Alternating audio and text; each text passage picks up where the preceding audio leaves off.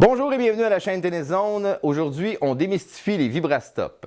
Doit-on les utiliser et si oui, qu'est-ce que ça fait exactement?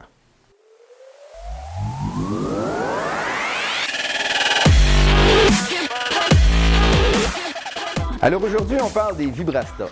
Très simplement, qu'est-ce que c'est un VibraStop? En fait, c'est une petite pièce de caoutchouc ou d'un différent matériel qui va être utilisé afin émis à l'intérieur du tamis d'une raquette afin d'absorber les vibrations, les sons et puis rendre la chose un peu plus confortable. Et c'est maintenant le temps du segment de la question Smash. Eric, doit-on absolument installer un VibraStop? C'est une excellente question, mon Jeffrey. Et on y répond à l'instant. Maintenant, va-t'en. Effectivement, la grande question qui revient pour la plupart des clients, c'est est-ce que je dois utiliser un VibraStop? Il faut comprendre quelque chose. Lorsqu'on parle de vibration, lorsqu'on veut parler de vibration de manière positive, on parle de sensation de la raquette. Lorsqu'on en parle de manière négative, on va parler de son et même de vibration non voulue. En fait, ce que j'essaie d'expliquer là, c'est qu'à un certain niveau, la vibration est désagréable, mais elle est aussi nécessaire. Parce que sans vibration, on n'a pas de feeling de raquette. C'est très important de sentir la raquette.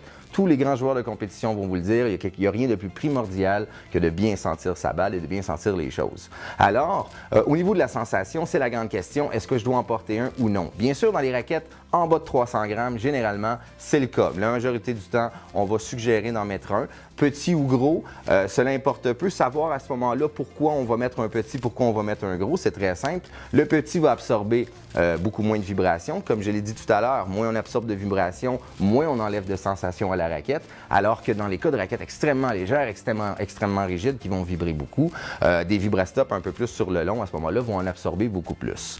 Alors, la question, doit-on en porter un absolument ou pas? Eh bien, c'est vraiment à vous de le voir. Dans les raquettes de contrôle, est-ce qu'on veut garder notre sensation? Généralement, vous allez voir, la plupart des joueurs à la télévision n'en utilisent plus. C'est justement pour une de ces raisons-là. Les raquettes ont beaucoup de sensations à ce niveau-là et on veut garder la sensation le plus intacte possible. Mais encore une fois, si ça devient désagréable ou un son désagréable, on peut très bien en poser un. Voilà, c'était tout pour aujourd'hui. J'espère que ça vous a plu. Je vous invite à vous inscrire. Vous savez qu'on sort des vidéos régulièrement. D'ici là, à la prochaine!